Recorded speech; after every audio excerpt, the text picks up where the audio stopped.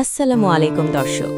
Eagle মিউজিকের পর্দায় জনপ্রিয় ড্রামা সিরিজ বদাসুরত এখন এক চরম উত্তেজনাকর মোড়ে দাঁড়িয়ে আছে। আপনারা যারা নাটকটি নিয়মিত দেখছেন তারা জানেন যে সৎ এবং ধার্মিক বড় ভাই জামালের জীবনে এখন দুর্যোগের ঘনঘটা।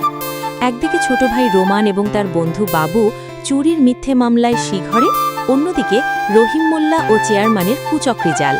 গত পর্বে আমরা দেখেছি রহিম মোল্লা ৫ লক্ষ টাকার বিনিময়ে মামলা তুলে নেয়ার টোপ দিয়েছে জামালের কাছে, কিন্তু জামালের মতো সাধারণ মানুষের পক্ষে এত টাকা জোগাড় করা প্রায় অসম্ভব।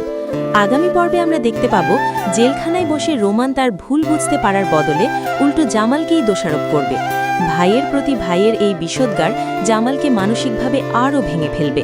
তবে জামাল কি পারবে টাকা জোগাড় করে তার ভাইদের মুক্ত করতে, নাকি রহিম মোল্লা তার ষড়যন্ত্রে সফল হবে? নাটকের অন্যতম ট্র্যাজিক চরিত্র মায়া। বিদেশে থাকা স্বামী বদরুলকে তার বড় ভাই ও ভাবি নিয়মিত মায়ার বিরুদ্ধে ভুল বোঝাচ্ছে। মায়ার সতীত্ব নিয়ে প্রশ্ন তুলে বদরুলকে প্ররোচিত করা হচ্ছে যেন সে মায়াকে ডিভোর্স দিয়ে নতুন বিয়ে করে। আগামী পর্বে আমরা দেখব মায়া নিজের গয়না বা জমানো কিছু সম্বল বিক্রি করে রোমানদের জেল থেকে বের করার চেষ্টা করবে। কিন্তু এই মহানুভবতায় কি তার কাল হয়ে দাঁড়াবে? বদরুল কি শেষ পর্যন্ত মায়াকে ডিভোর্স পেপার পাঠাবে?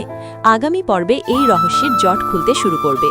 আগামী পর্বের প্রোমোতে আমরা বেশ কিছু চাঞ্চল্যকর দৃশ্য দেখেছি। সেখানে মায়াকে টাকার জন্য ব্যাকুল হয়ে মানুষের দ্বারে দ্বারে ঘুরতে দেখা যাচ্ছে। এমনকি মাজনুর মতো কিছু অসাধু লোক মায়ার এই বিপদের সুযোগ নিয়ে তাকে বিয়ের কুপ্রস্তাব দিচ্ছে।